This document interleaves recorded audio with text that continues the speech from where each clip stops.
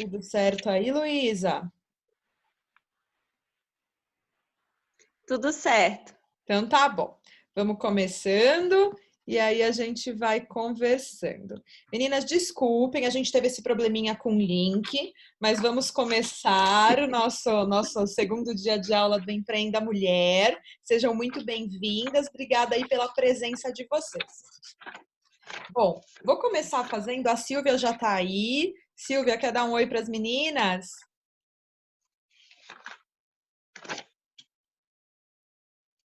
Oi, meninas, tudo bom com vocês? Tá tudo bem? Tô te escutando super bem, né? Que eu tô mexendo um monte de coisa aqui, tô pirando hoje. Beleza, tranquilo. Vamos lá, pessoal. Vamos relembrar um pouquinho do que aconteceu na aula passada, tá bom? À medida que vocês tiverem dúvidas, eu deixei o microfone de vocês ativos, então se vocês quiserem falar, me interrompam, perguntem, não tem problema nenhum. É mais fácil para eu ouvir vocês do que para eu ver a luzinha piscando quando vocês escrevem perguntas, tá? Então, saibam disso. Bom, vocês lembram... Me ouve? Eu te ouvi, Silvia. Não, é a Lilian. Ô, Lili, desculpa. Não, era só um teste para eu saber, porque como a câmera não funciona, eu não sabia se o áudio do meu computador estava funcionando, então você consegue me ouvir. Te ouço perfeitamente. Maravilha. Então Tá bom?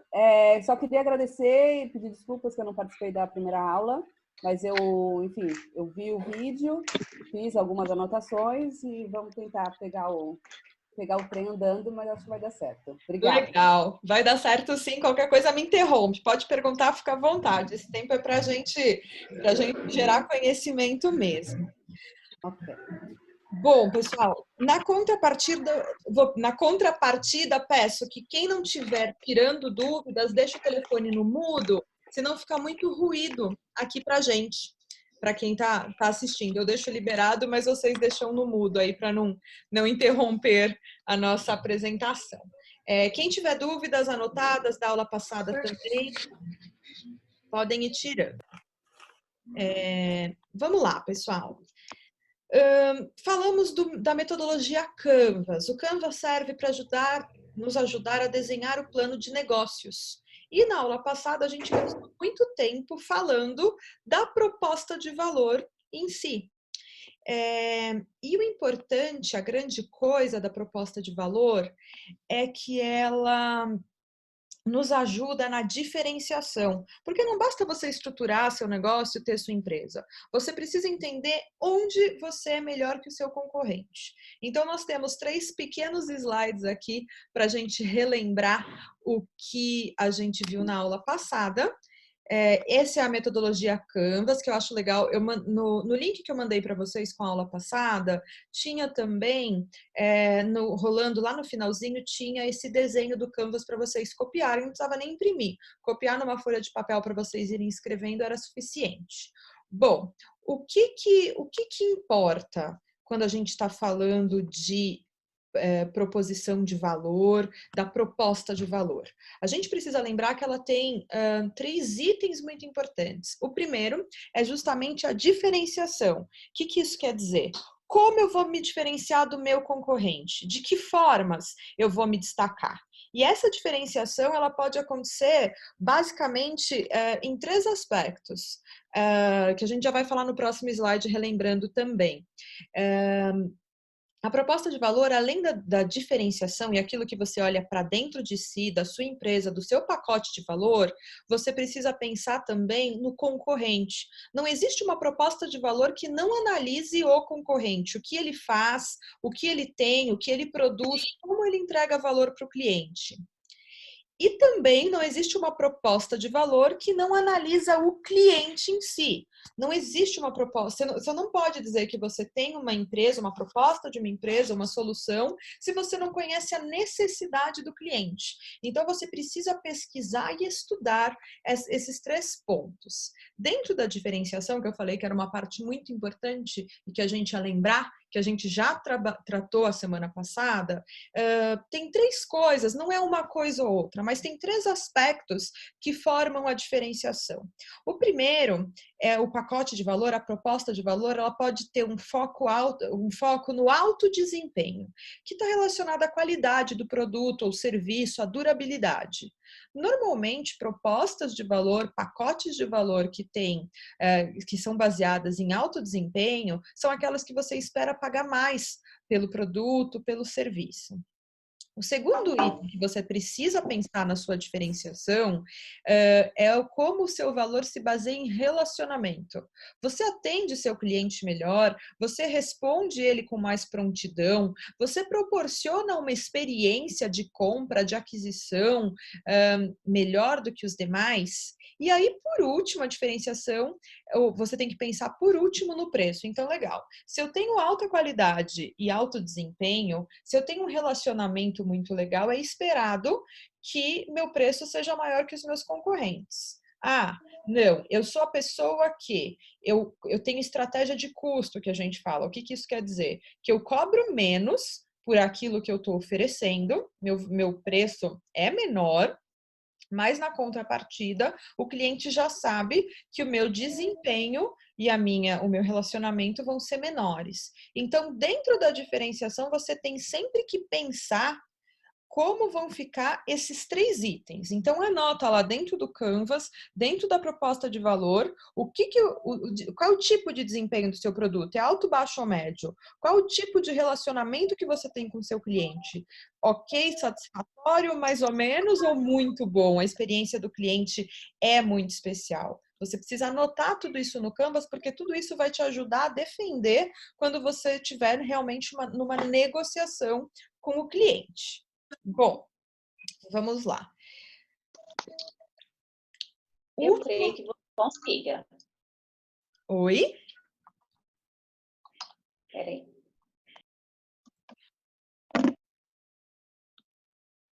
Alguém perguntou e eu não consegui entender.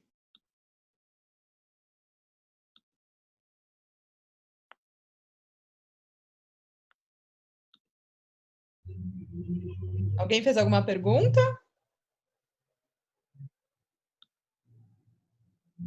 Bom, beleza. Se quiserem, podem deixar escrito. Bom, dentro da diferenciação, ter uma proposta de valor, decidir se eu cobro mais barato ou mais caro, se meu desempenho, minha qualidade são melhores ou piores, já é a minha estratégia? Não. Esse é o começo para a estratégia. O último ponto que a gente abordou, o último tópico principal que a gente abordou a semana passada foi: o que é estratégia? A estratégia é assim, você determina onde você quer chegar. Então, você vai ter, eu sei que meu desempenho, por exemplo, vai ser alto, eu sei que meu relacionamento vai proporcionar uma experiência legal para o consumidor, mas como meus concorrentes fazem tudo muito parecido comigo, meu preço não vai poder ser muito diferente.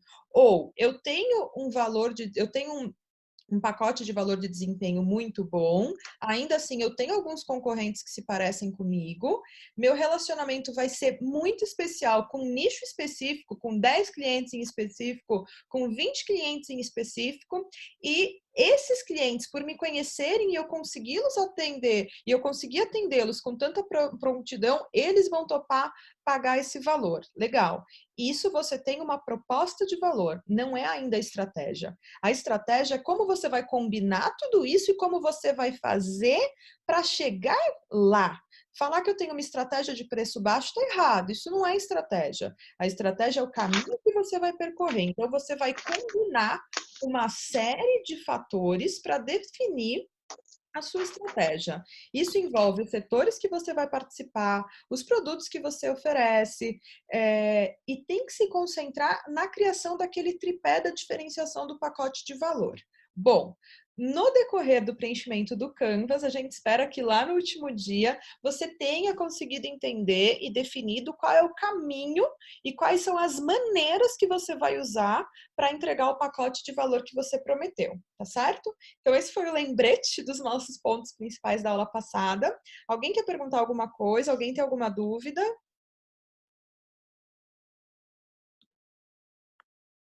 Beleza. Se tiverem, vão escrevendo, vão falando com a gente. Regina, eu vi que você entrou. Tudo bom? Deixa eu ver, tem uma mensagenzinha piscando. Deixa eu ver aqui. Tudo tranquilo, beleza. Bom, e aí você pode me perguntar, legal, definir, eu já sei que eu quero ter um pacote de valor com uma diferenciação X, mas por onde eu começo? Vou contar para vocês por onde a maioria das startups começam. E você vai me falar, e daí antes que você me pergunte, sou uma startup? Pode ser. Tem algumas empresas que a gente tem trabalhado juntos que são aceleradoras de startups. E elas definem, elas próprias definem startup. Você não precisa ser um maluco da tecnologia para ter uma startup. Você pode ter uma empresa que está começando e que é escalável, isso é uma startup. O que é escalável? Quer dizer que você consegue atender e atingir muita gente. Não necessariamente no ramo da tecnologia. Você não precisa desenvolver um aplicativo e porque você tem um aplicativo, você é uma startup. Então, não se preocupem, a definição de startup não é só no ramo da tecnologia. Então, por isso eu vou contar para vocês o que as startups têm feito para começar. Você chega no mercado, você planeja, fica um ano se preparando para lançar o mercado e você já chega vendendo um carro no mercado? Não. Você chega então vendendo uma roda sozinha? Não. As startups trabalham com o que a gente chama de MVP. O MVP quer dizer que é o mínimo produto viável, né? Que é uma tradução. O que quer dizer isso? Beleza, eu quero lá na frente oferecer um carro para o meu cliente. Eu não tenho ainda como oferecer o carro para saber se ele precisa, ter certeza que ele precisa do carro, validar minha proposta de valor, etc. O que você faz? Você lança uma solução menor, mas que tenha o mesmo tipo de função. Então, não tenho o carro ainda, vou sair vendendo a roda? Não, não é isso. Não tenho o carro ainda, mas eu vou sair vendendo o skate, que é a primeira forma que a pessoa tem de se movimentar. Então, você escolhe um pacote, um produto, um pacote de serviços que você tenha como oferecer as funcionalidades do seu pacote final. Vou dar um exemplo. Hoje, nós temos mais ou menos uns 6 produtos de treinamento no capital humano acontecendo. Quando eu lancei a empresa, lancei com os 6 produtos? Lancei? Não. Quando eu lancei a empresa, eu comecei com o treinamento em vendas, neurovendas. Eu já lancei atendendo as empresas? Não, eu sabia que meu objetivo era atender companhia, era venda B2B, que é business to business, mas eu comecei com algumas turmas numa sala que a gente tinha. Nós começamos, aliás, eu e a Daisy, que trabalha com a gente, nós começamos com algumas turmas e a gente convidava pessoas de empresas que a gente conhecia para entenderem o treinamento, validarem e a partir dali levarem para suas companhias. Isso é o mínimo produto viável. Então, por exemplo, eu trabalho também, eu ensino coisas. Beleza, meu curso completo deveria ter 60 horas. Você vai gastar 60 horas gravando e levar para o mercado depois de 60 horas? Não! Você vai gravar 2 horas e ver se as pessoas começam a comprar 2 horas de curso. Quer ver, ó? Ô Silvia, conta pra gente, quando você lançou a Do Meu Jeito, você tinha todo esse mix de produtos que você tem hoje? Você lembra mais ou menos a quantidade de produtos que você lançou? Nossa, eu tinha muito pouco. Eu tinha uma sala aqui de casa, né? E agora eu tenho quase a garagem inteira completa de coisas. Opa, aumentou, né? Foi muito. Mas, na verdade, eu comecei com sapatilhas e aí depois eu fui aumentando. Eu comecei na época, o que era moda era sapatilha. Eu comecei com as sapatilhas, aí depois eu fui aumentando. Mas eu sempre procuro ter o sapato da moda, entendeu? Por exemplo, sapatilha não vende mais. Então, eu não tenho mais sapatilha. Que interessante, a sapatilha não vende mais. Não vende. Aí, não é que não vende, é que o que tem no mercado é muito barato, né? Então, não compensa. Aí eu acabo fugindo para o que é moda e que tem mais valor agregado, entendeu? É que a Nesse caso, sua hoje, é o coturno. Legal. Não, e a sua proposta de valor é essa, né? Ter o que está mais atual de moda num valor acessível. Então faz parte de você ir se modificando para você andar alinhada com essa proposta que você criou, né, Silvia? Exatamente. Mas eu tenho bem mais do que eu tinha. Mas também, né, tem que começar de algum jeito, então nem que seja com Exato. pouquinho. Então, essa é a ideia, né, para as empreendedoras. Entenda, olha lá na frente o produto que você quer ter. Você pode lançar e começar a testar sem ter ele por completo, mas ele tem que ter o que você vai lançar e começar a vender precisa ter as funcionalidades do que o que você quer ter lá na frente. Por exemplo, eu não podia...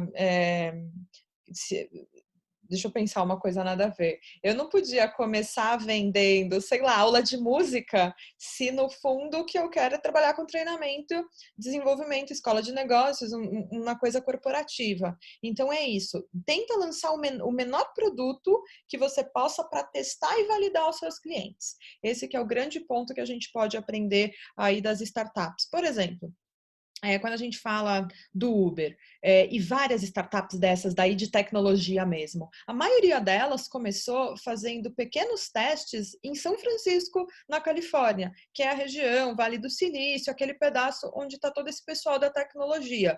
O que quer dizer? Já era o produto que é hoje? Já era transporte de pessoas, parceria com os motoristas? Beleza, já era. Mas o que ele fez? Ele não lançou no mundo de uma vez. Ele lançou num espaço geográfico específico. Então, essa é a ideia, pensar no seu negócio. Onde eu vou lançar? De repente, você fornece serviço XYZ. O seu serviço é sempre aquele. Legal, você não precisa lançar para o estado inteiro de uma vez. Você pode lançar para suas 5 melhores amigas e entender o que elas vão achar daquilo. Você começa com o skate, vai para o patinete, para a bike, para a moto e aí para o carro. Aos pouquinhos, mas sempre o segredo é entregar todas as funcionalidades que você precisa que sejam avaliadas. Beleza? Bom, vamos lá voltar para o Canvas. No primeiro dia a gente preencheu aí essa parte das preposições, proposta, pacote de valor. Cada Canvas que a gente encontra chama isso com um nomezinho diferente, mas o fato é, a gente está falando de como você vai entregar valor para o seu cliente. Hoje, nessa aula de hoje, a gente vai preencher toda essa lateral do segmento de clientes. A gente vai falar de segmento de clientes, a gente vai falar de relacionamento com clientes, canais e a lateral de cá também, dos recursos chaves, parceiros e atividades chaves. Mas a gente vai começar por essa direita. A última parte é o que a gente vai preencher na última aula, tá bom, pessoal? Bom, vamos lá. Dentro ali de segmentação de cliente, primeira coisa que a gente precisa ter em mente, é impossível atender a todo mundo. Não adianta que se você quiser ter um produto que você vai atender o planeta Terra, você ia precisar de um investimento absurdo e você ia ter muita dificuldade, ia precisar de uma estrutura muito grande. Mesmo que você tenha um produto tipo sabonete, que todo mundo usa, cada sabonete tem um apelo diferente de marca. Então você precisa entender quem são as pessoas para as quais a sua proposta de valor vai fazer diferença. Será que todo mundo que você tem aí precisa ser tratado com um relacionamento super especial que a sua proposta de valor oferece? Então, beleza, a minha proposta de valor oferece um atendimento muito diferenciado. Será que todo mundo no planeta quer ser tratado com essa diferenciação? Não, né? Você vai ter que encontrar quem são essas pessoas. Oi? Você vai ter que encontrar quem são essas pessoas que querem ser tratadas com toda essa diferenciação. E aí você realmente começa a desenhar. Legal, eu preciso encontrar quem tope pagar o ticket que eu estou determinando para o meu produto, eu preciso encontrar quem entenda o tipo de relacionamento que eu ofereço para os meus clientes e quem valoriza o tipo de desempenho. Porque não adianta nada você ter um produto de altíssima qualidade se você não encontra público para ele. E também não adianta nada você ter um produto de baixa qualidade, de baixo desempenho, vender barato, mas anunciar em segmentos, usar estratégias de marketing que falam com pessoas que não aceitam aquele tipo de qualidade. Você acaba queimando o seu produto. Bom, para explicar um pouquinho disso, vamos falar de chocolate. Todo mundo conhece a Cacau Show, certo? Que tem lojas por aí, é uma loja de chocolate com preços mais acessíveis. E quando ela chegou no mercado, era conhecida, que a gente via aí desde a nossa infância, a Copenhagen, que é uma marca muito mais cara, com muita qualidade, um chocolate super especial. Quando a Cacau Show chegou no mercado para atender um nicho que a Copenhagen que as pessoas não tinham, as pessoas tinham vontade de comprar chocolate da Copenhagen, mas era muito caro, não era uma compra que você podia fazer sempre. Então a Cacau Show chegou nesse mercado oferecendo um chocolate com uma loja bonita, uma cara legal, com uma qualidade sim inferior, não podemos negar, mas para um público específico. Então o desempenho da Cacau Show é um pouquinho menor que o da Copenhagen. O tipo de relacionamento, eu vou numa loja em outra, eu não sinto diferença de atendimento, sinceramente. Mas, por exemplo, a Copenhagen, eu sei que tem aquele programa de, de pontos para os clientes, que eu não sei se a Cacau Show tem. Mas, basicamente, a Cacau Show chegou se capitalizando para um monte de clientes, regiões que a Copenhagen não ia, tem um produto um pouquinho inferior e um valor também inferior, mais acessível. Legal. O que a Copenhagen fez? Ela viu que começou, inclusive, a perder um pouco de mercado, porque daí aquela pessoa que economizava para comprar um chocolate especial no final do mês começou a comprar 4 vezes por mês, 1 vez por semana na Cacau Show. O que então a Copenhagen entendeu que podia ser uma solução? Eles criaram o Brasil Cacau, que daí é uma linha de chocolates que concorrem diretamente com a Cacau Show, justamente para pegar esse nicho, esse segmento de pessoas que queriam chocolate, uma experiência legal, um chocolate que pudesse ser um presente, mas que não ia comprar mais da Copenhagen. Então, esse é o tipo de segmentação que a gente está falando. De novo, a proposta de valor muda conforme muda a segmentação. Por isso é legal usar o MVP para você ir testando. Será que o meu cliente, faz sentido para o meu cliente usar essa linha de produtos que eu estou oferecendo? Você testa com MVP se o teu segmento e sua proposta de valor estão alinhadas. Bom, e aí, o que é segmento? Segmento é definir o público-alvo. Quem tem ouvido, quem tem estudado marketing digital, deve estar ouvindo muito a gente falar da persona. O que é a persona? É o nome que não é nada de especial, eu quero dizer, mas é o nome que se dá ao público-alvo. Então, a persona tem uma série de informações sobre o cliente que você quer acessar. Que informações são essas? Basicamente, elas estão focadas em demografia e interesses. Demografia é gênero, é homem, é mulher, tanto faz. Qual a faixa etária que eu atinjo? Qual que é o tipo de renda que eu consigo captar? Por exemplo, a Silvia deu exemplo para a gente que ela oferece uma moda super atualizada a preço acessível. Então, com certeza, ela sabe mais ou menos qual é a faixa salarial que a cliente dela tem. Eu sei mais ou menos a faixa salarial das pessoas que compram treinamento comigo. Como que eu fiz isso? Fui testando anúncios públicos, e daí a gente já fala de anúncios separados. Mas é muito importante você gastar tempo e refletir sobre essas informações. Por que tudo isso? Primeiro, para você não gastar tempo nem dinheiro alavancando o seu negócio e falando do seu negócio onde não tem público-alvo. O ideal é você, sim, no seu Canvas, no seu plano de negócios, documentar tudo isso que está relacionado. Localização é importante, geografia é importante. Olha, se você tem venda direta, que você coloca um vendedor para atender um cliente específico e se deslocar, sim. Geografia importa muito. No negócio de ferramentas de equipamentos industriais que eu comentei com vocês, que eu tenho um instituto e tenho esse negócio de ferramentas, eu atendo alguns clientes no sul. Lá longe, o cliente mais legal que eu tenho é uma fábrica de eletrodomésticos, mais legal assim, mais legal o lugar de viajar. Chama Miller, fica numa cidadezinha do sul chamada Timbó, que é um paraíso. E o fato é o seguinte, toda vez que a gente precisa ir para lá para visitar esse cliente, entender necessidades, oferecer algum equipamento que funcione ou testar um equipamento, ou pior, depois que foi feita uma venda e a gente precisa instalar esse equipamento, tem todo um custo de viagem envolvido. Se eu não lembrar de colocar ali que aquele tipo de persona, que é o meu cliente industrial, que fica lá na região sul, tem um custo a mais para ser atingido, eu posso tomar um prejuízo. Então, vejam, a gente está indo passo a passo, porque vocês vão ver que lá no final do dia, tudo isso vai servir para a gente calcular nossa estrutura de custos na aula 3. Bom, dentro de demografia, então, gênero, idade, renda, localização geográfica, e aí vem a parte de interesses. Por que essa pessoa gosta do meu produto? Que tipo de comportamento ela pode ter?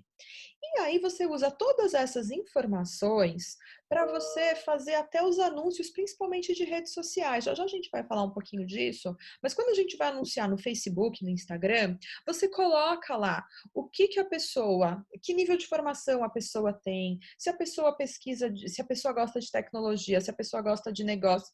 Tem N coisas que você coloca como interesses da pessoa. Então você pode fazer um anúncio no Facebook, por exemplo, quando eu anuncio meu principal curso, que é o curso de vendas, eu vou lá e coloco a região, normalmente perto do meu escritório, que é para as pessoas se deslocarem, estou falando de treinamento físico, coloco lá 50 quilômetros do escritório e coloco que as pessoas têm interesses em vendas. E daí eu começo vendas de imóveis, vendas de carro, gerenciamento de vendas, nananana. Esse tipo de interesse.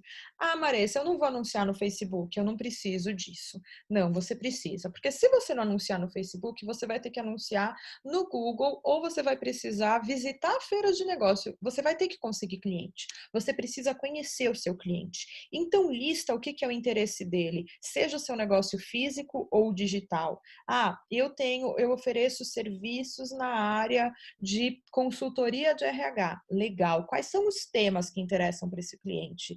Como você vai acessar essa pessoa? É muito importante ter essa lista de interesses. E aí vai a minha dica para vocês, que eu acho que funciona muito bem. Você pode pegar um papelzinho lá, daí não dentro do Canvas, mas pega um papel, divide no meio e escreve: a melhor persona tem essas características. E aí você pode fazer um padrão pelos seus melhores clientes. Então, minhas melhores clientes, meus melhores clientes, tem mais ou menos essa faixa etária, vem dessa região, tem mais ou menos essa faixa salarial. Você pode fazer essa lista, a melhor persona do mundo, e ela tem esses interesses. Então, vamos lá, para o meu curso de vendas, a pessoa se interessa pelo tema vendas, a pessoa se interessa pelo tema comunicação, a pessoa se interessa pelo tema prospecção, a pessoa se interessa por negociação de pacote de valor e negociação ganha-ganha. E aí, você também pode, desse outro lado do papel, desenhar o que é a pior persona do mundo. O que quer dizer isso? É a pessoa que não tem match, que a gente fala, que não combina com o teu negócio. E aí, beleza, normalmente é essa faixa etária, mas mais do que a faixa etária, daí mais do que os dados demográficos, os interesses, os segmentos, as informações dessa pior persona. Maressa, para que eu vou fazer isso?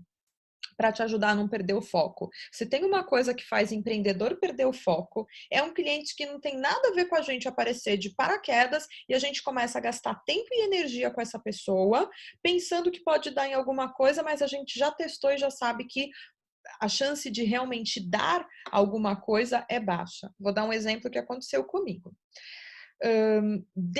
Os meus clientes, o perfil de clientes que eu atendo são pessoas voltadas a áreas de negócios. Então, são empreendedores, têm pequenas, médias, grandes empresas. Para os treinamentos B2Bs que a gente fala, a gente atende multinacionais, empresas maiores, empresas que tenham times de vendas, que estão preparando líderes e etc. E aí, às vezes aparecem umas coisas nada a ver no caminho da gente. Um dia apareceu uma escola muito legal. Maressa, eu preciso de uma cotação, eu adorei a proposta de Lego Serious Play, então eu quero uma cotação, eu quero entender o que vocês fazem, nananana. E aí eu expliquei para essa coordenadora, falei, olha, eu não trabalho com escolas, eu tenho professores que às vezes vêm até mim e fazem o curso aberto de Lego Serious Play, porque daí eles entendem como aplicar esse curso no dia a dia deles, mas eu nunca trabalhei com escolas, então eu vou aí mostrar para você o que é o Lego Serious Play. Como eu já vou estar num cliente perto, daí eu aproveitei, eu falei, ó, vou aí mostrar o que é o Lego Serious Play e você vê se faz sentido para vocês trabalharem com Lego Serious Play, tá bom? Gente, paguei um mico. Ela era uma coordenadora da escola e a dona da escola. E daí eu falei: você pode chamar mais gente para reunião? Porque eu levo o Lego Serious Play para mostrar para vocês como é. Então, leva mais gente para reunião para a gente não ficarmos só nós duas. E aí eu falei para ela, falei: olha, você você leva mais gente e tal. E aí ela falou, beleza, vou levar. E ela levou a dona da escola. E a dona da escola tinha uma postura, ela era super objetiva, não critico, porque às vezes eu tô numa pressa também e quero objetividade das pessoas, mas a dona da escola era super objetiva e aí ela não me deixava nem falar. Ela ficava, mas e aí, como que eu uso isso? Mas e aí, como que vai servir para mim? E daí eu falei, olha, vou explicar para você o que eu falei para sua coordenadora. Eu não sei, eu vim mostrar a tecnologia, a metodologia para vocês. Eu tenho alguns professores que fazem esse curso comigo. Eu vim mostrar essa metodologia e vocês vão me dizer se faz sentido para vocês aplicarem ou não. Beleza? Ah, beleza. Aí a gente conversou. No final da conversa, ela falou, desculpa, eu fui meio incisiva com você. Eu falei, não, tudo bem. Pressa todo mundo tem, tá tranquilo. Ela falou, desculpa, eu fui meio incisiva com você. E a gente já deixou marcado o retorno para então eu fazer o briefing para começar a trabalhar com os professores dela. Bom, no dia seguinte me liga a coordenadora. Maressa, desculpa, a gente pensou bem, a metodologia não tem muito a ver pra gente, pro que a gente queria fazer, nananana. E aí foi o seguinte, beleza, eu já tava, era um pouco longe, eram 50 quilômetros do meu escritório, mas eu marquei a visita presencial porque por acaso eu tinha um cliente lá naquele dia, bem pertinho dela. Mas eu falei, gente, já pensou se eu tivesse ido à toa até lá, para depois não dar em nada, gastado tempo, feito proposta, cotação e etc. Então, gente, para isso que hoje eu já sei, legal, falar com uma escola que espera uma metodologia que é o Lego Education. Não, já tá. Aí eu já coloquei escolas, não professores. O professor que quer aprender a usar a metodologia para a sala de aula, beleza. Mas a escola que está esperando ouvir de Lego Education e daí talvez por confusão fala de Lego Serious Play é uma pior persona para mim nesse tipo de produto. Então, para que desenhar a pior persona? Para te ajudar a não perder tempo. Maressa, vou atender mal quem for a pior persona? Não, mas você vai ter um discurso mais objetivo, um discurso mais alinhado, e você também, às vezes a gente dispensa cliente, sim, porque às vezes aquele cliente não entende ou não tem match com a nossa proposta de valor. Então, deixa registrado na pior persona. Por que isso? Também porque a tua empresa vai crescer e você vai ter uma equipe de vendas, você vai ter uma equipe de atendimento. Isso precisa estar muito claro para a tua equipe quem é quem. Quem é bom para você, quem não é bom para você. É muito importante que você tenha essa ligação com as pessoas certas. E digo mais, quando você estiver definindo a melhor e a pior persona, faça isso por linha de produto, por segmento de produto, que vai te ajudar bastante no sentido de identificar o que funciona ou o que não funciona para vocês. Alguma pergunta sobre persona? Ativei o som de todas vocês, que às vezes me dá a impressão que está desativado. Alguma pergunta, gente, sobre como definir persona, melhor e pior persona? Alguém aí? Eu não tenho, não. Por mim ainda tá tudo ok. Beleza, obrigada. Adoro quando vocês respondem. É tão diferente da curso online, não ver o rostinho de todo mundo. Ainda estranho um pouco, pessoal. Ai, ai, mas beleza, vamos seguir. Azeite de churrasco e de salame com limão. Agora eu vou deixar vocês no mudo de novo e já já eu libero o microfone de vocês, então. Ai, ai, vamos lá. Legal, Maressa. Meu cliente não é uma pessoa. Eu ofereço serviços para a empresa. Legal. Então, você vai precisar de mais algumas definições, não só de persona. Você vai, em primeiro lugar, tá aí escrito B2B aí no cantinho, que quando a gente vende para uma empresa, a gente fala que a gente se intitula que somos uma empresa B2B, que é business to business. É uma empresa, um negócio vendendo para outro negócio. Esse é o significado de B2B. Bom, primeira coisa que você vai definir, não tem a demografia quando a gente vende para pessoa física. Quando a gente vende para pessoa jurídica, a gente precisa definir a firmografia. O que é isso? Dimensão, basicamente os mesmos dados, só que com algumas diferenças. A demografia é para a gente entender tamanho, localização, renda. A firmografia é mais ou menos por aí, mas é no sentido de tamanho da empresa, seja em número de funcionários, seja em receita. E isso você encontra lá no LinkedIn da empresa, por exemplo. Então, esses dias a gente deu um treinamento com o pessoal que fazia serviços de refeição. E para elas, só valia um cliente cliente que tinha acima de 80 funcionários na mesma planta para eles cuidarem do refeitório. Legal, isso é um dado de firmografia. Ah, quando eu estou falando dos equipamentos industriais que eu trabalho, que são basicamente parafusadeiras, tem uma aqui, vou mostrar para vocês. É isso, ó, isso é uma parafusadeira industrial, gente, deixa eu ver se tá. Ó, acende a luz, aparece aqui o torque que deu, ó, tá ligada. Bom, isso aqui é um dos equipamentos que a gente trabalha. Quando eu trabalho com isso, óbvio, eu preciso identificar clientes que apertam parafusos na linha de produção. Legal, isso faz parte da firmografia. Firmografia, tamanho de empresa, faturamento, quantidade de funcionários, que tipo de produtos ela trabalha, fornece, e aí entram dados do tipo, legal. Por exemplo, para a pessoa justificar uma parafusadeira, para justificar meu atendimento, não basta só a pessoa usar essa parafusadeira. Mas se na empresa inteira ela só usar 5 dessas, não me interessa. Ela tem que usar acima de 20, acima de 50, para justificar visita, deslocamento, toda a venda direta. Então, o que é tudo que você precisa saber sobre seu cliente quando ele é uma empresa? Além disso, só ter os dados do cliente e saber que ele usa esse equipamento, esse produto, esse serviço resolve o problema? Não. Você precisa conhecer o que a gente chama de cadeia decisória. O que é isso? Bom, vou voltar para o tema treinamentos, tá? Então, quando eu vou oferecer treinamentos numa empresa, o que eu procuro? Legal. Para o treinamento de vendas, adianta eu procurar a pessoa de treinamentos do RH? Não adianta. Por quê? A pessoa que se beneficia daquilo que eu estou vendendo é o gerente de vendas que precisa treinar os vendedores. Então, faz muito mais sentido eu procurar o gerente de vendas. Ele resolve sozinho? Não. Provavelmente ele tem um diretor de vendas ou dono da empresa que ajuda a decidir com ele. Então, é isso que a gente tem que entender num sistema de uma empresa. Quem são além de, beleza, essa empresa compra o que eu vendo, no volume que eu preciso, e agora eu preciso entender quem são as pessoas que tomam decisões a respeito da compra desse produto ou serviço. E digo mais, numa empresa, nunca, diferente de uma venda que você faz para pessoa física, numa empresa, nunca quem toma a decisão é uma única pessoa. Por menor que seja a empresa, sempre vai haver alguém que pelo menos influencia a tomada de decisão. E é isso que a gente precisa identificar e vai fazer parte da persona. Então, quando você vai definir, seu cliente é uma empresa, você vai fazer a segmentação, você tem que desenhar toda a firmografia e quem são as pessoas da cadeia decisória. Por exemplo, voltando para as ferramentas. Normalmente, a primeira pessoa que a gente procura para falar desses equipamentos são os engenheiros de processo.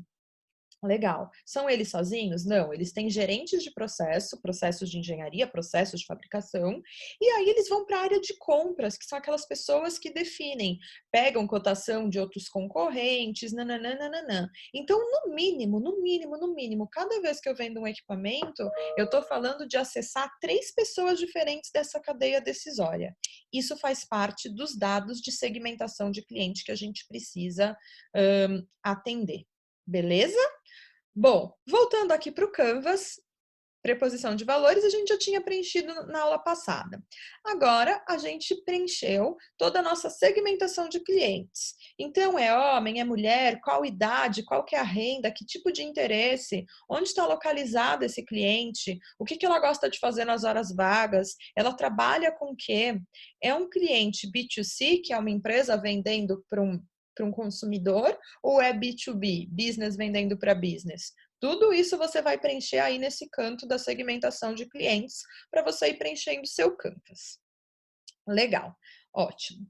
Preencheu tudo isso? Vamos falar um pouquinho dos canais. O que são canais? Basicamente, canal é o caminho que você usa para entregar valor para o cliente. Então, assim, o canal, ele pode ter, principalmente, você vai falar de como você vende e como você distribui. Vamos para um conceito, já tem conceitos mais novos do que os 4 P's de marketing, mas eu parto dele porque ele é bem básico. Você já ouviu falar dos 4 P's de marketing?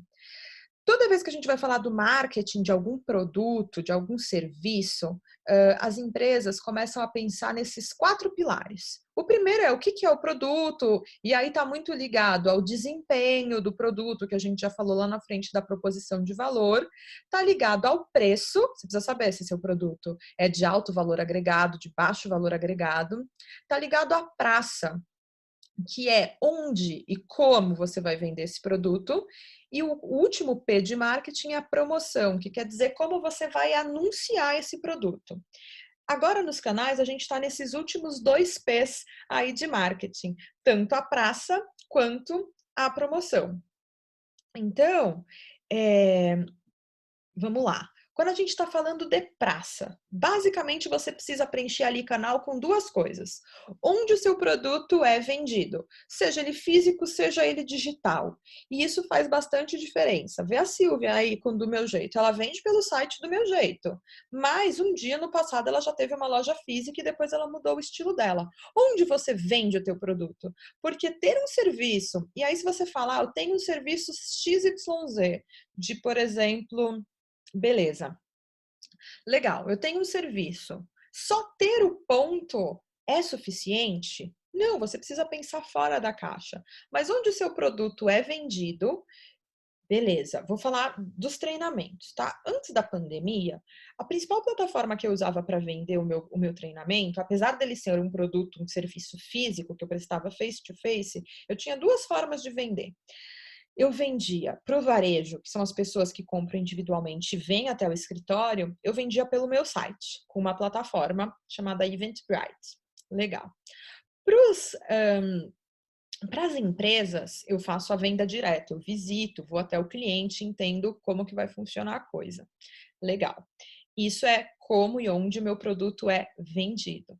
Agora que eu estou vendendo treinamentos online, eu descobri que para guardar o meu treinamento, essa plataforma que eu usava, eu só consigo vender por essa plataforma que eu trabalhava o treinamento feito ao vivo, igual esse eu estou fazendo com vocês. Se eu quero deixar igual as aulas gravadas e vender aquilo, eu preciso de uma outra forma de trabalho. Então, mudou a forma que meu produto é vendido. E aí muda uma série de coisas, de como eu vou veicular. Beleza, legal. Eu vendo aqui, eu vendo nessa plataforma.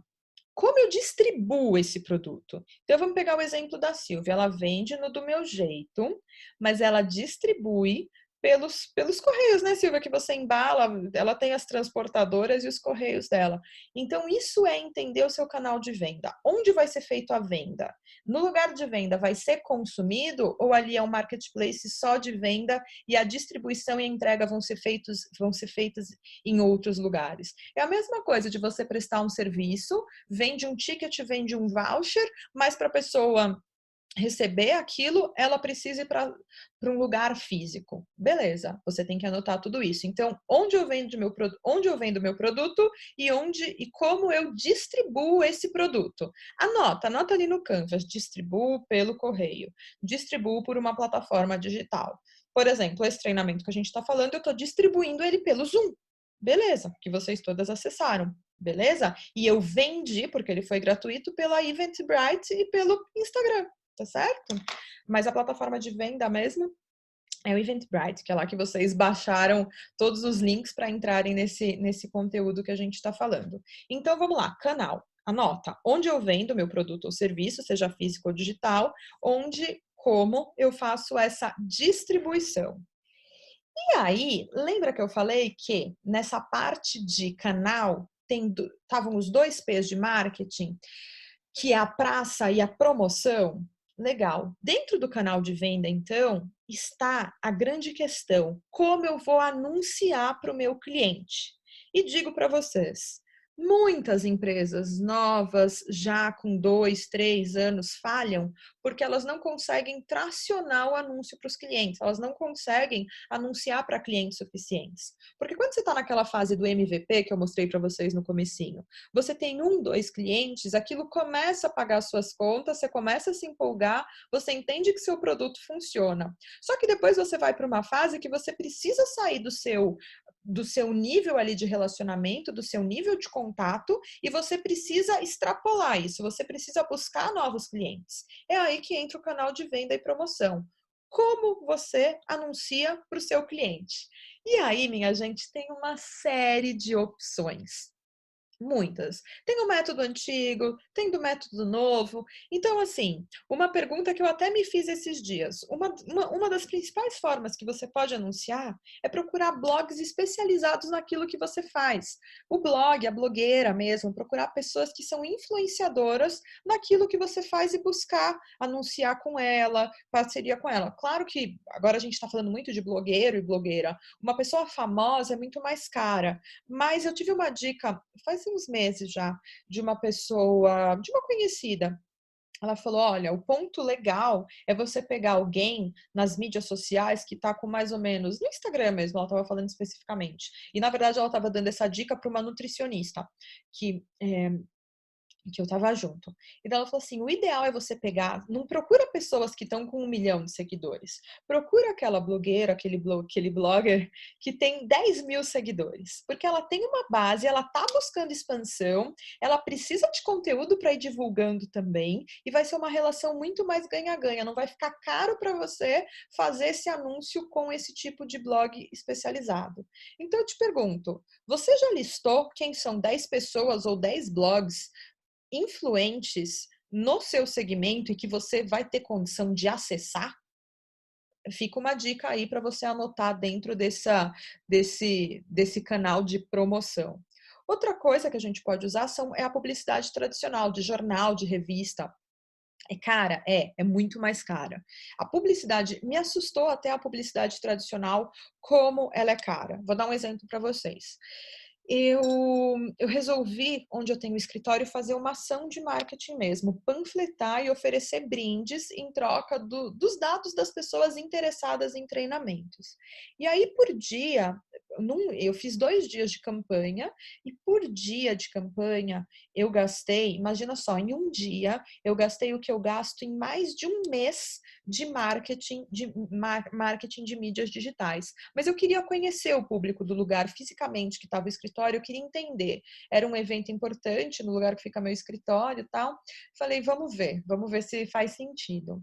E foi um gasto enorme. E eu testei e cheguei à conclusão que essa mídia física não serve para mim, essa publicidade tradicional. Ah, legal, Marissa, mas eu quero sair num jornal, quero sair numa revista. De novo, uma dica é tentar entender onde esse jornal e essa revista que você quer sair, tentar o contato, de repente, uma revista, um jornal de nicho, mas também tentar entender onde essas revistas procuram informação. Por exemplo, você pega um jornal lá, digamos que a gente tivesse uma startup de um aplicativo. Você pega um jornal e ele está lá na área de tecnologia do jornal, aonde o cara que escreve para essa área se informa? Normalmente é algum blog específico de tecnologia que está ali, mergulhado no assunto. Então é um caminho que você pode pensar se faz sentido ou não para você. E o legal de todas essas estratégias aí de promoção é ir testando o que funciona para você ou não.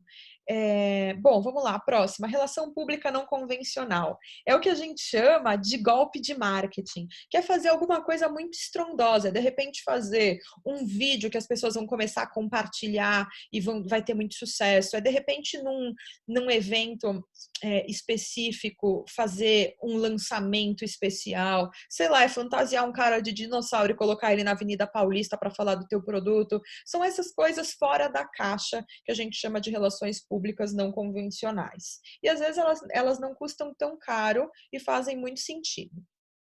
Bom, Google Ads. Todo mundo quer alguma coisa, a gente vai lá e procura no bendito do Google.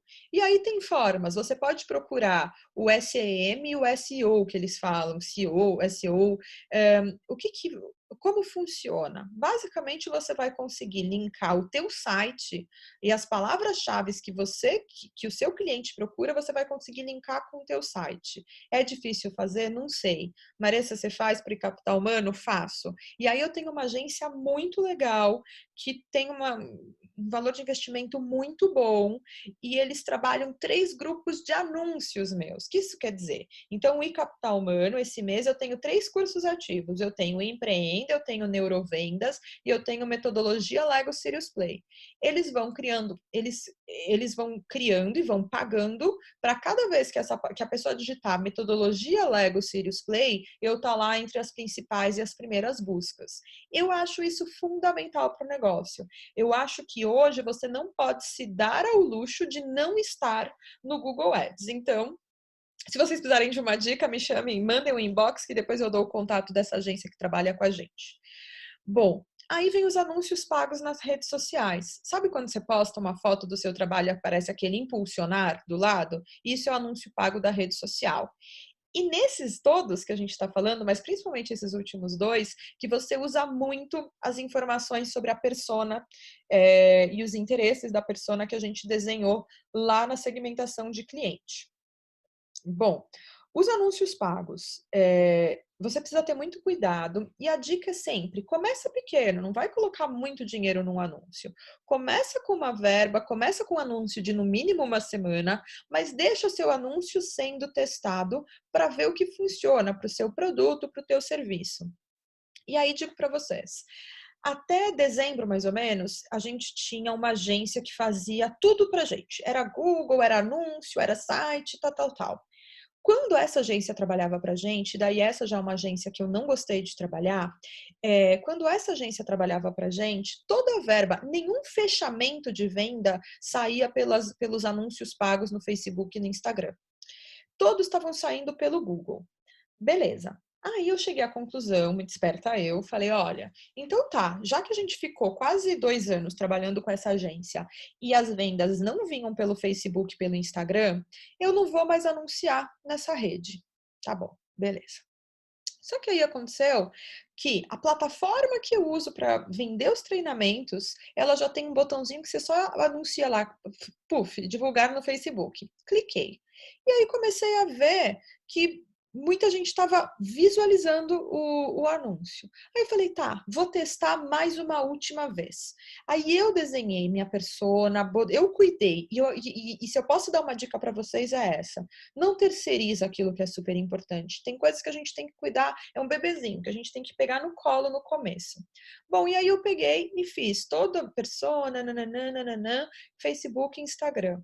Bom, as primeiras 20 vendas, mais ou menos, que eu fiz, daí nesse projeto novo, fui perguntar para as pessoas, te achei no Instagram, foi no Facebook, apareceu no meu feed. Então, assim, aquilo que eu também achei que não ia funcionar mais, quando eu mudei um pouquinho o produto, e nisso eu mudei minha localização geográfica também, fez muita diferença. Então, o fato é, vai testando, testa o que funciona para você, o que não funciona, para você ter certeza. Mas não deixe de testar todas essas mídias. Bom, aí a gente tem o e-mail marketing. O que é isso?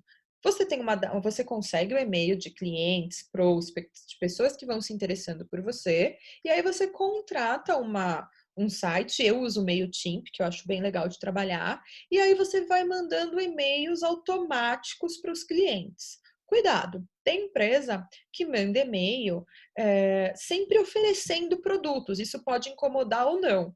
A maioria das empresas que só manda oferecendo produtos, por exemplo, lojas Renner, que eu sempre dou uma olhada no Facebook, aparece lá para mim, e aí eu me cadastrei, eu recebo um e-mail dos caras todo santo dia. Meu, eu não vou comprar uma roupa todo santo dia. Só que aí eu tirei eles da minha caixa de e-mails? Não, né? Porque vai que aparece uma promoção legal. Então, mesmo assim, que tipo de e-mail marketing funciona para o seu negócio? Para o meu negócio, eu uso e-mail marketing com conteúdo. Então, eu falo, legal, você se interessou por esse curso, tá aqui as informações. Mas já que você gosta desse tópico, dali uma semana, 5 dias, depende um pouco do produto, a pessoa recebe outro e-mail, mas daí falando daquele tema. Então, digamos que você passou no meu site e gostou do treinamento Empreenda. O primeiro e-mail que você vai receber informações do treinamento. O segundo, de repente, vai ser um e-mail falando dos canais de promoção que você pode usar com os clientes. Que isso é uma coisa que é muito importante, usar o marketing de conteúdo, que é ter coisa escrita, ter filme, ter vídeo, ter artigo, ter coisas escritas para o teu cliente, quando está zapeando na internet aquele assunto, ele te encontrar como uma autoridade naquele tema. Bom, o que mais que você pode fazer? Você pode participar de feiras de negócio. Caramba, Marissa, mas é super caro colocar um stand numa feira. Eu ainda sou uma empreendedora pequena. Você pode ir em feiras de negócio com seu cartão em mãos e começar a fazer networking, começar a falar de você. Você pode tentar parcerias com pessoas que fazem o que você faz, para daí montar um stand. Tem N coisas, mas não deixe de participar das feiras de negócio do seu segmento.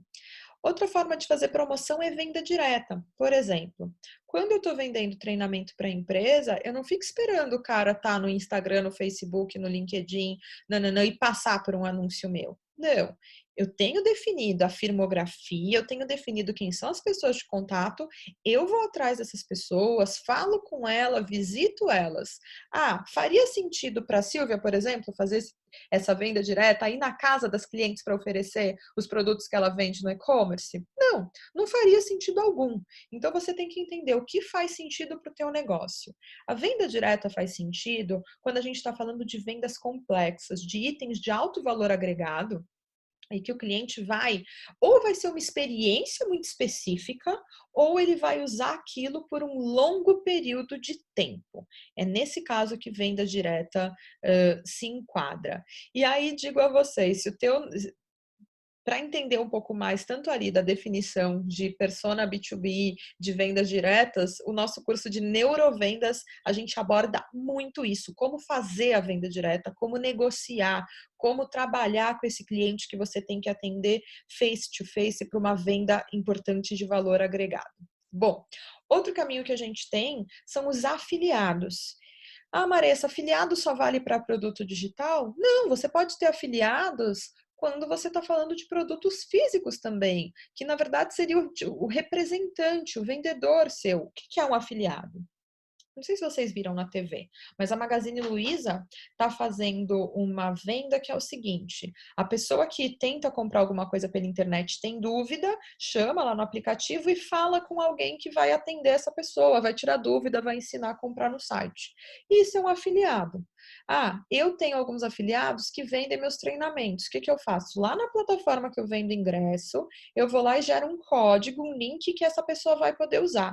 Toda vez que a pessoa estiver conversando com o cliente dela e mandar esse link de afiliado, a pessoa que comprar já vai aparecer para mim que era uma venda dessa pessoa que é sua afiliada em Curitiba. Isso é ter um programa de afiliados. Então, faz sentido para você ter um afiliado? E o papel do afiliado é justamente divulgar o teu produto, divulgar o teu programa, o seu serviço e, obviamente, receber uma comissão por isso. Então, quantos canais você tem para fazer promoção para o seu cliente? Quantos canais você pode usar? Eu coloquei eu coloquei 9, mas vou dar uma dica para vocês. Tem um livro chamado Tração, da editora HSM. Eu leio muitos livros deles, eles são muito legais. E depois eu também vou fazer um post dele, porque ele é muito interessante. Ele fala justamente disso, mas eu falei de 9, esse livro fala de 19 canais, e ele explica mais ou menos o básico que você precisa saber de cada um. Então, fica uma dica de leitura: se você já tem seu MVP, testou, viu que o mercado aceita, seus clientes aceitam o seu produto, e agora você precisa expandir, transpor essa rede do seu networking, as pessoas que você conhece e além, pode ser interessante dar uma lida nesse livro. Beleza, pessoal? Qual que é o nome do autor? Eu vou postar no Insta, eu não lembro o autor agora, mas o nome do livro é Tração, T-A-R-A, C cedilha A-O, e a editora é HSM. Certo, obrigada. Tá bom? De nada. Bom, peraí, vamos voltar aqui. Alguma pergunta, pessoal, sobre os canais de promoção? Bom, já sabem, quiserem perguntar. Vamos lá. Eu tenho, em relação a e-mail marketing, qual suporte que você falou que usa? É uma empresa ou é um suporte online? Não, é uma plataforma, chama MailChimp. MailChimp. Okay. Chama MailChimp e eu acho... Vou abrir aqui. A Silvia escreveu. Obrigada, Silvia. Ok, obrigada, Silvia. Valeu, Silvia. É assim, basicamente você vai cadastrando sua base de clientes e daí você deixa, quero deixar um e-mail de boas-vindas, quero deixar uma automação de e-mails, que é tipo assim, legal, cadastrei o cara na minha base de dados, ele recebe esse e-mail dentro de 1 hora, depois ele recebe esse segundo e-mail dentro de 2, 3 dias. E aí, cada pessoa que você cadastra nessa base de dados automaticamente vai passando por esse fluxo que você criou. Eu acho super É fácil de pago? trabalhar. Se você tem uma audiência só que eles chamam, você não precisa pagar. E aí tem um limite de e-mails que você pode trabalhar. Assim, igual a maioria dos sites, que você, tipo o Zoom. Se eu faço aulas de até 40 minutos, eu não precisava pagar, mas como minhas aulas são mais longas, eu assinei. O MailChimp é mais ou menos assim. E daí o que é audiência? Por exemplo, eu divido as minhas audiências por curso. Então, eu tenho uma audiência que é do Neurovendas. Eu tenho outra audiência que é do MBA de liderança. E assim vai. Mas para testar, você consegue sem pagar tranquilamente. E se você precisar de dicas, me chama que eu falo. Ok. Então, tá bom. Obrigada. Mais alguma pergunta, pessoal? Não. Beleza. Vamos lá. Voltando ao Canvas, para a gente não perder de vista onde estávamos. Ok, falamos dos canais, como eu vendo, como eu distribuo e como eu anuncio. Gastei bastante tempo para falar do anúncio porque eu sei que uma grande dificuldade, eu acho que a primeira dificuldade do empreendedor às vezes é conseguir o capital para começar. A segunda é ter os primeiros clientes. E a terceira é, depois que você precisa transpor essa questão do vencer minhas redes de contato, é entender como anunciar para mais gente. Então, por isso que eu gastei um pouquinho mais de tempo falando disso. Bom, depois disso, a gente vai falar um pouquinho do nosso relacionamento com clientes. O que é o relacionamento? Pô, Maressa, relacionamento não é a mesma coisa que canal? Não. Canal é como você vende, como você distribui e como você anuncia. Relacionamento é o contrário. Quando o cliente precisa te acessar, como ele faz para te acessar? Como ele te encontra? Será que você tem um site e ele vai ter que ficar clicando lá e só mandando e-mail? Ou no rodapé do seu site tem um telefone, um WhatsApp? Quando ele liga, ele vai falar com quem nesse WhatsApp? É com você, como atendente? Pauliene, você levantou a mão?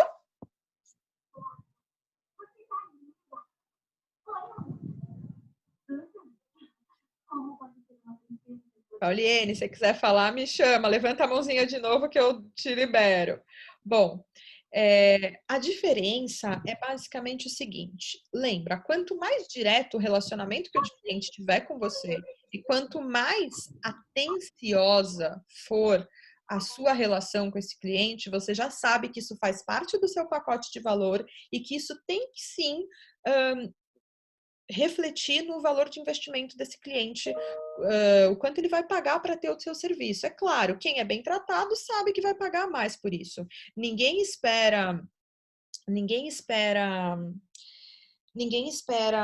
que o cliente que você simplesmente faça um atendimento excelente, e não tenha nada de diferente. Desculpa, gente, eu gaguejei porque eu li o que a Silvia falou, que antes de começar a mandar e-mail marketing, você precisa ver a nova lei de proteção de dados. Espera aí. Fala pra gente um pouco, Silvia, da lei. É que hoje tá complexo aqui.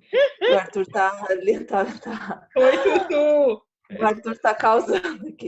Então, porque de acordo com a nova lei, a gente não pode ficar mandando e-mail para qualquer pessoa, entendeu? Porque é considerado invasão de privacidade. Então, antes de começar a mandar e-mail, marketing tem que ler a lei. Tem que entender um pouco o que vocês podem fazer, o que não pode, entendeu? Eu dei uma freada, porque a lei começa a valer agora em julho. Então, antes de começar, tem que ler a lei, tem que estudar, tem que saber até onde pode ir, até onde não pode. Isso. Bom, não, fez muito bem de lembrar isso. O que eu acho importante, pessoal, a lei chama LGPD, vocês podem dar um Google nessa lei, e o que eu acho que vale a pena vocês pesquisarem vocês pesquisarem, não, vocês também avaliarem como veio o contato desse cliente para você. Eu cadastro os clientes e coloco no meu e-mail marketing só as pessoas que preenchem o formulário que querem receber informação sobre aquele meu produto. Beleza, então no meu site eu tenho lá um quadradinho que é do próprio MailChimp, a pessoa quando preenche lá e eu falo, você quer receber informações sobre o MBA em liderança? Beleza, a partir do momento que a pessoa disse que quer receber informações, a gente começa a se comunicar, porque sim, tem essa questão e sim, de novo, a lei chama LGPD, vale a pena pesquisar. Bom, voltando ao relacionamento com o cliente. Como esse cliente vai te acessar quando ele precisa de você? Vai ser pelo WhatsApp? Vai ter um atendente? Como que vai funcionar? E aí, você precisa preencher lá no seu Canvas essas questões. Quando o cara tiver uma reclamação, eu vou simplesmente ter um formulário online ou eu vou atendê-lo bem, vou tratar e vou endereçar melhor essa reclamação. Eu vou ter uma pessoa para atender? Vai ser só eu. Eu vou ser a cara do negócio, eu vou sair no Instagram, ou eu vou ter uma ajuda, uma mão, alguém que vai me ajudar. Eu tenho a Larissa, que vocês devem ter falado com ela, com o link dos cursos, que é a santa que me ajuda, e a gente procura, nós duas juntas, oferecer um atendimento legal para o cliente. O atendimento vai ser o WhatsApp? Poxa, mas se vai ser o WhatsApp, será que o cliente espera que você atenda ele 24 horas por dia? O que você combinou? E aí é muito importante deixar claro a combinação com o cliente. Se você tem uma conta de WhatsApp Business, não tem problema colocar lá e avisar que seu horário de atendimento é das 9 às 18. Ele vai entender. Mas se você não tem esse recado, pode ser que ele espere que você responda a ele às 24 horas do dia. E além disso, como que vai ser o seu tempo de resposta para esse cliente? E aí vou contar para vocês uma história bem rapidinha. Eu estagiei na Toyota, foi meu segundo estágio, fiquei lá um tempo na área de treinamento de vendas. E a Toyota se preocupava muito com o relacionamento do cliente. Todos os funcionários eram avisados que a gente tinha, não importava onde, se era nas férias, se era na academia, mas como funcionário Toyota, a gente tinha uma imagem a zelar. Eles até pegavam numas de comportamento mesmo, que tinha que ser super adequado, eles tinham essa cultura de imagem do funcionário associado com a imagem da empresa e tal. E uma coisa que eu achava super legal é que a gente era instruído o seguinte, naquela época ainda existia telefone nas mesas, né? Não era só o celular. A gente era instruído assim, o telefone não podia tocar mais de 3 vezes sem ser atendido. Então, se o seu colega estava na mesa dele, mas não atendeu o telefone, deu o segundo toque, você viu que ele não ia atender o terceiro, você puxa para tua mesa, para o teu ramal. Se está vazia a mesa do teu colega, então, problema seu, você tem que atender aquilo. E e-mail também. E-mail a gente tinha tempo de resposta de 24 horas. E era isso, bater um e-mail, às vezes a gente não tem resposta daquele e-mail na hora, a gente não sabe resolver aquela questão, mas obrigada, recebi teu e-mail, vou tomar conta, ou tô te mandando pro fulano que toma conta, e vamos que vamos. Então, o tempo de resposta, você precisa ter um padrão também no seu atendimento. Então, anota, porque quando a gente anota, a gente se compromete. Como que vai ser esse tempo de resposta quando o seu cliente se relacionar com você? Quando ele te procurar? Tá certo? Bom, e aí vai uma dica de ouro. A forma pela qual você se relaciona com o seu cliente pode ser a grande chance de impactar esse cliente. E aí a gente vê, né? Tem uma empresa norte-americana super conhecida chamada Zappos. Tem até um livro sobre ela, depois eu coloco no Instagram também esse livro. Eles têm um dos objetivos é dar a sensação de uau para o cliente. Então, sei lá, se o cara quer trocar como é que chama que eles falam? Se o cara quer trocar uma roupa de ginástica por uma torradeira, eles vão tentar dar um jeito disso acontecer.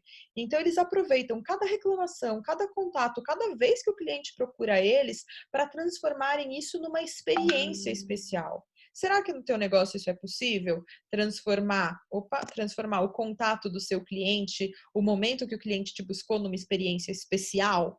Pensa, pode ser a hora que você conquista esse cara. E quantas vezes a gente escuta de algum momento ruim?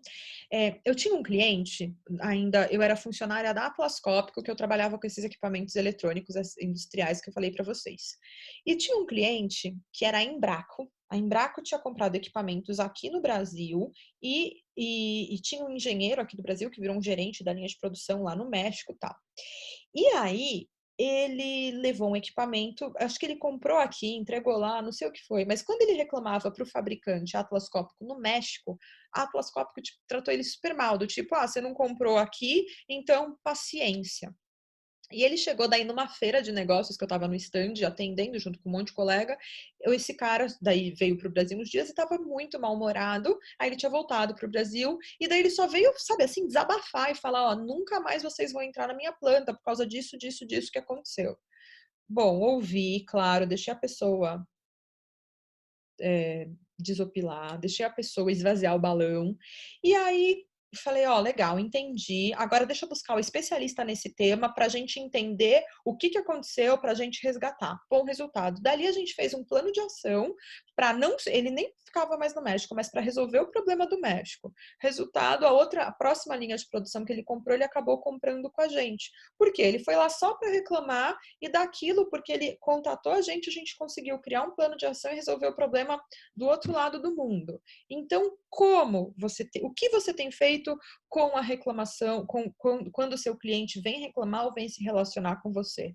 Pensa, escreve um plano. Quando um cara vier reclamar, eu vou surpreender esse cara. Quero, é uma questão pessoal. Vai ser bom para minha imagem de marca? Legal, pode ser uma opção. Então, fica aí essa dica de ouro. Bom, vamos para o outro lado do quadrante, do Canvas, que é para a gente entender um pouquinho todas as questões que a gente chama de chaves. O que são? São os parceiros chaves, as atividades chaves e os recursos chaves. Tudo chave por quê? Que são coisas que você não pode deixar de ter e são fundamentais para a sobrevivência do seu negócio. São fundamentais para que você consiga entregar valor como você prometeu. A primeira delas são as atividades chaves. Você tem que pensar assim, legal, eu tenho uma empresa X. Que atividades eu preciso fazer? Eu preciso cuidar com as minhas próprias mãos para que a minha empresa funcione corretamente, seja lucrativa e entregue a proposição de valor que a gente se dispôs a fazer. Legal. E ainda assim, quando a empresa crescer um pouco, que atividades são essas que eu vou precisar cuidar no colo, que vão ser muito importantes ainda para eu fazer? Isso são atividades chaves. Mas, como exemplo é sempre melhor, vou dar um exemplo para vocês do capital humano. O que eu, Maressa, cuido e não abro mão de cuidar? Número 1, conteúdo de cursos. Vocês devem ter visto que a gente está aumentando essa grade de cursos e daí tem alguns cursos que alguns parceiros nossos fazem e tem cursos que alguns parceiros daí fazem comigo e fazem sozinhos. Indiferente do estilo, o conteúdo dos cursos eu não abro mão de tomar conta. Então, as aulas do MBA, que são do capital humano, mesmo quando eu não sou a pessoa que está em sala de aula e vai dar aquela aula, eu faço questão de cuidar do conteúdo que vai ser dado. E mais do que isso, vou tentar exemplificar melhor ainda para vocês. Uma das propostas de valor do capital humano é que nós utilizamos metodologias ativas de aprendizagem. O que isso quer dizer? Que um adulto na nossa sala de aula nunca fica ouvindo um professor falar mais de 40 minutos sem fazer uma atividade. É claro que eu estou falando do presencial, porque no online isso muda muito, e é inclusive novidade. Mas até então a gente nem tinha os produtos online. Anyway, um adulto nunca fica mais de 40 minutos numa sala de aula nossa sem ou usar Lego Serious Play, ou usar post-it, ou fazer uma discussão do colega, ou fazer qualquer tipo de atividade. Por que eu cuido dos conteúdos? Primeiro, porque eu preciso saber se a cada 40 minutos vai ter uma atividade. Segundo, porque outra proposta de valor do capital humano é que os nossos treinamentos, workshops e aulas formam profissionais completos. O que isso quer dizer? Que a gente sempre trabalha uma técnica, uma hard skill que a gente chama, que é como fazer uma atividade. Legal, como fechar essa caneta? Eu ponho a tampa assim. Legal. E a gente sempre trabalha uma soft skill, que é que competência humana, que tipo de atitude a pessoa precisa ter para fazer aquilo. Como essa é outra questão muito importante do pacote de valor do Instituto, eu pessoalmente cuido que o conteúdo de curso esteja contemplando tudo isso. E aí eu cuido com os meus olhos, com as minhas mãos, gasto tempo com relação a isso. Por exemplo, a gente está lançando agora online também um curso de atendimento ao cliente, que uma parceira nossa, que trabalhou muito tempo na Nespresso, que é super, gosta de lisonjear os clientes, está fazendo conosco. Beleza, ela vai ministrar o curso, eu não vou ministrar esse curso, mas o conteúdo a gente está desenvolvendo ali, juntas, a 4 mãos, porque é importante para mim. Outra coisa que eu cuido dentro de capital humano são as vendas B2B, as vendas para a empresa. Venda de varejo, a gente vai captando, vai vendo o interesse das pessoas e a Larissa cuida. A venda B2B, visitar cliente, fazer alguma demonstração, nananã, eu faço. E essas são atividades que, por mais que a empresa cresça, mas eu tenho certeza que eu não vou abrir mão de eu cuidar. Uma que está ao nível, primeiro porque ali no conteúdo tá a entrega do meu pacote de valor está relacionada a isso. E a segunda, a venda, é o que me garante lucratividade. Então, o que são atividades? Pode ser 2 ou 3 que você precisa. Ah, Maressa, eu sou sozinha. A minha empresa sou só eu por enquanto. Eu tenho que fazer tudo? Legal. Mas ainda assim você tem atividades chaves, que são as atividades que você vai gastar mais tempo e você vai dar mais foco. Anota lá no Canvas o que são as atividades chaves do seu negócio. Legal. O outro retângulo mostra pra gente o que são os recursos chaves. Ah, qual a diferença de recurso e atividade? Atividade é uma coisa que você faz. Recurso é uma coisa que você tem. Então tá, para entregar o meu pacote de valor, eu preciso ter XYZ. A Silvia, né, com o do meu jeito. Ah, uma atividade chave que ela faz é o contato e a promoção pelo Instagram. Ela fala com as seguidoras o tempo todo. Ela seleciona os produtos que vão ser vendidos lá. Para ela realizar tudo isso, ela precisa ter celular, ela precisa ter computador, ela precisa ter um site de e-commerce para vender os produtos. Legal, esses são os recursos. Então eu te pergunto, o que a tua empresa precisa ter para você conseguir realizar e entregar teu pacote de valor? E isso também você precisa listar. Por quê? Se você hoje não tem, você precisa se programar, porque isso vai custar e você vai adquirir. Se você está planejando o teu negócio, você precisa saber quanto tudo isso vai entrar na estrutura de custos. Então, você precisa sim fazer a lista desses recursos chaves, até para você entender o que você pode ter e o que você pode terceirizar. De novo, vamos para um exemplo que fica mais fácil de entender. Vamos lá, de novo, eu vou falar de treinamentos, que é o meu mundo, e depois vou dar um exemplo nada a ver. Eu não ia conseguir fazer um treinamento sobre empreendedorismo se eu não tivesse estudado sobre o tema e, mais ainda, se eu não tivesse vivendo empreendedorismo. Ia ser muito vazio falar de empreendedorismo se eu não estivesse passando por esses desafios junto com vocês. Também seria impossível dar esse treinamento no online se eu não tivesse o computador e se eu não tivesse assinado o Zoom para a gente poder ficar 1h30 aí falando e acontecendo o treinamento. Na contrapartida, eu também não ia conseguir vender esses treinamentos eu não ia conseguir dar esse treinamento fisicamente se eu não tivesse lá na minha sala uma TV, um projetor, mesa, cadeira. Se eu não tivesse o coffee break para receber bem meus alunos. E eu também não ia conseguir vender esses treinamentos se eu não tivesse uma linha de celular, seja para fazer as promoções, seja para atender os clientes. Legal. Para uma montadora de carros, o que é importante? Bom, ela não ia conseguir produzir carro se ela não tivesse uma máquina de soldagem lá para prender as partes, juntar as partes uma na outra, sem ter máquinas de parafusamento que eu já mostrei para vocês, sem ter os computadores para projetar os carros, os veículos, os sistemas, sem as máquinas de pintura, sem ter os montadores, as pessoas que estão na linha de produção, sem ter os engenheiros que vão trabalhar daquilo, sem ter o RH que dá suporte, contrata.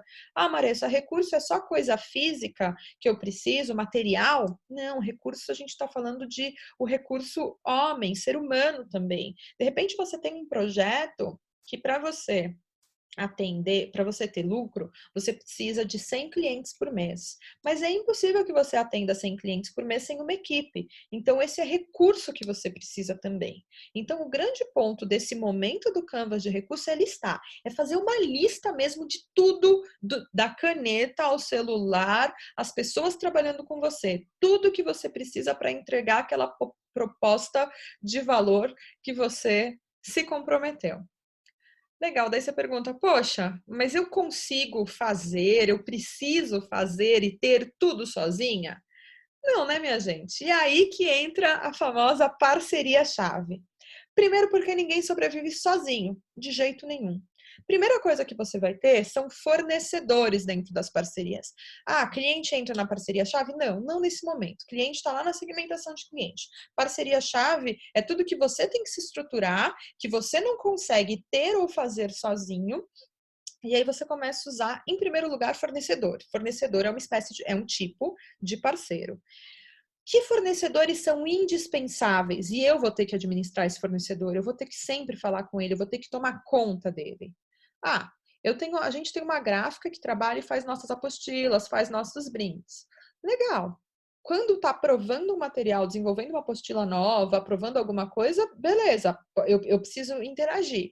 Quando não, é só o básico, só entregar mais daquilo que a gente já tinha pedido, quando é uma coisa que não impacta, não é um novo produto, alguma coisa assim, beleza, não precisa que eu fique cuidando desse tema em específico. Então, o que são os fornecedores que eu tenho que estar perto o tempo todo? E depois, além dos... E daí vale N para os seus negócios. Eu achei super legal a Silvia essa semana mostrando a caixa do fornecedor dela, falando, olha, aqui a gente usa fornecedor de confiança, mostro nota fiscal se vocês quiserem. Poxa, isso dá uma confiança muito grande para o cliente, mas na contrapartida mostra também o quanto esse fornecedor é indispensável para ela. Ela precisa de fornecedores para ela conseguir trabalhar os calçados. Legal. Fiz minha lista de fornecedores. Esses caras são indispensáveis, esses caras eu vou tratar super bem. Esses caras, e tratar bem, óbvio que a gente vai tratar todo mundo. O tratar super bem que eu quero dizer é, com esses caras eu vou ter um relacionamento próximo, eu vou fazer muito acompanhamento, eu vou fazer muito follow-up. Quem são essas pessoas? Anota na sua listinha. Legal. Depois que você passou pelos fornecedores indispensáveis, aí pode vir outra pergunta, que é: quem pode me ajudar a entregar mais valor? Que são aquelas parcerias. Lembra que lá na frente a gente falou que um canal de promoção podiam ser blogs específicos do seu segmento? Provavelmente essas pessoas vão ser seus parceiros, vão ser parcerias chaves, que vão ser pessoas que vão te ajudar a fazer mais entrega de valor. Tem que listar. Por que tem que listar? Porque fornecedor tem custo, parceria, na maioria das vezes, tem custo. Lista lá que a gente vai precisar de todas essas informações. E assim, quando a gente começa a pensar um pouco fora da caixa e pensar com quem que a gente pode se unir no sentido de criar valor, a coisa vai fluindo. Por exemplo, fazer o Empreenda Online surgiu de conversar com a Silvia, com a Regina e pensar, legal, como que a gente pode ajudar as nossas parceiras, nossas seguidoras, nossas clientes, nesse momento, numa troca aí de informação, de fluxo, de gente, e foi assim, é uma parceria-chave que a gente tem e eu acho super, super importante desenvolver isso. Então, você trabalha num segmento X. Todo mundo que trabalha, você trabalhar, sei lá, no segmento da beleza. Todo mundo que trabalha no segmento da beleza é seu concorrente? Não. Com certeza vão ter profissionais que podem ser seus braços, seus parceiros que oferecem serviços diferentes ou não. Se você quiser crescer, você vai precisar de profissionais que façam o que você faz e até melhor e que você consiga agenciá-los. Então, pensa grande, pensa como você pode aproveitar parcerias. Bom, o que você precisa fazer então? Lista de fornecedores para preencher lá no Canvas, lista de parceiros, e aí vai uma pequena dica. Planejar. Quem será que pode ser seu parceiro no mês que vem? Então, hoje, esse mês, a gente está oferecendo um curso de empreendedorismo sem custo. E aí, legal. Será que o mês que vem eu vou oferecer um curso, sei lá, um curso de Lego Serious Play online também, por causa da pandemia, sem curso, e vou fazer uma parceria com um blogger que use muito Lego? Não sei, mas anota aí dentro das suas parcerias chaves. Você pode fazer, o ponto aqui é, tenta fazer um cronograma de parcerias que você pode usar daqui para o final do ano para impulsionarem o seu negócio, tá bom? Bom, voltando ao Canvas, Você já deve ter reparado que cada retângulo que a gente preencheu vai ter um custo diferente.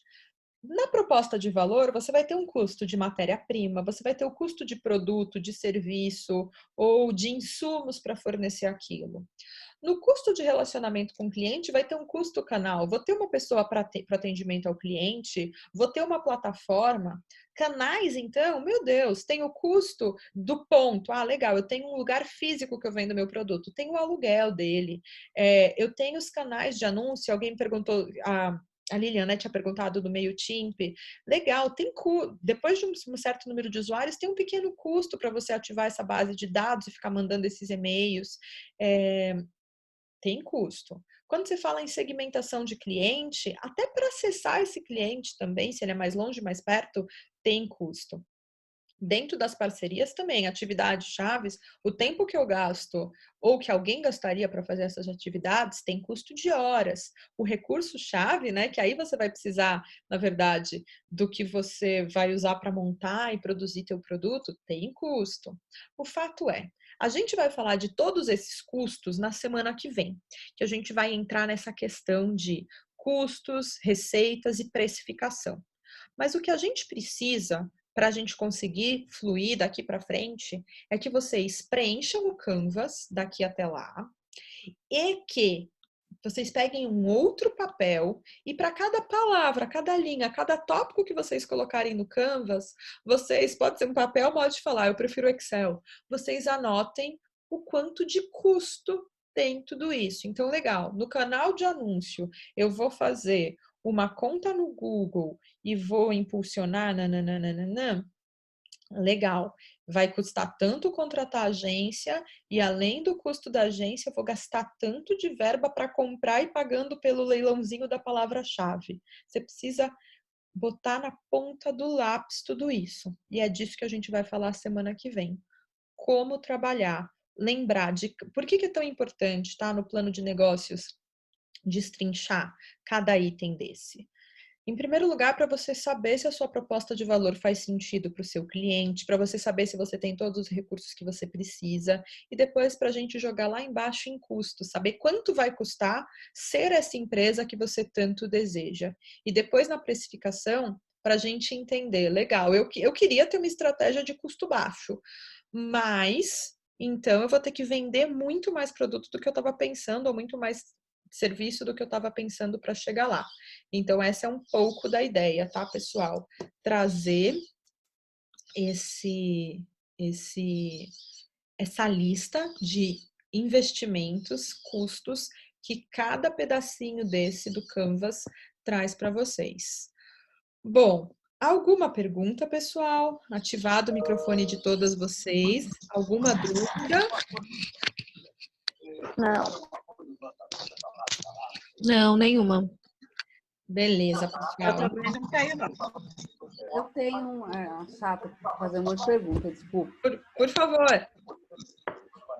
Eu fiquei um pouco na dúvida de como diferenciar desse último item aqui, de achar os parceiros. Por exemplo, qual é a diferença de um parceiro para por exemplo, um blogger especializado que eu vou tentar uma parceria?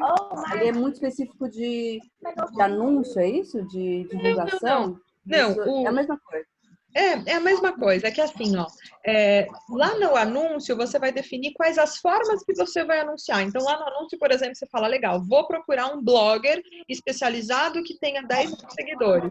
E aqui em parceria você vai dizer, legal, estou fazendo parceria com esse blogger específico. Ok. Esse é meu parceiro. É só uma forma de organizar o fluxo de ideias aí do vídeo. Tá bom? Maravilha, obrigada. Nada. Bom, lição de casa então para vocês. Revisar o seu Canvas, ver se faz sentido, gastar tempo pensando no negócio, ver se faz sentido tudo que a gente falou até aqui, se o seu negócio continua valendo, se dá para atuar naquele segmento de clientes que você estava pensando, e daí fazer uma planilha, ou no Excel, se você não usar Excel, numa folha de caderno, anotando o custo de cada item do seu Canvas, de cada item, de cada retângulo. Então, lá dentro do Canais, pode ser que tenha um monte de linhazinha de custo. Lá dentro de parceiros e fornecedores, lá dentro de parcerias chaves, que vão estar os fornecedores e parceiros no geral, vai ter um monte de linhazinha de custo. E aí você vai relacionando, porque a gente vai precisar disso para a semana que vem, para o nosso último passo de empreendedorismo. Tá certo, pessoal? Bom, então é isso. Nunca viu uma imagem dessa? Essa foi a aula de hoje. Liberei de novo os microfones aí de vocês. Obrigada pela presença. Se vocês quiserem ainda... Opa, perdão, que esse é da semana que vem, não vou lembrar. Se vocês quiserem ainda tirar dúvidas, vão chamando a gente pelo Insta. E aí, já que a gente falou de parcerias, queria pedir uma gentileza. Se alguém quiser fazer um videozinho contando o que está achando do treinamento para a gente colocar no nosso Stories, vai ser um prazer, vai nos ajudar também a divulgar o nosso material e para você também que a gente vai te repostar. Então, se alguém quiser no decorrer desses dias, daqui a pouquinho mais, fazer essa gentileza e nos recomendar, eu vou ficar muito agradecida, pessoal. Tá certo? Então é isso aí. Espero vocês na quarta que vem. Um beijo para todas. Tchau, tchau. Tchau, obrigada. Obrigada eu, gente. Tchau, obrigada. Tchau. Tchau, obrigada. Tchau, tchau, Lilian, tchau, Lari, tchau, Melina, Pauliene, Laura, que estava, Luísa, um beijão para vocês. Tchau, tchau, Silvia. Beijão, pessoal. Tchau, Beijo. tchau. Tchau. Como que desliga?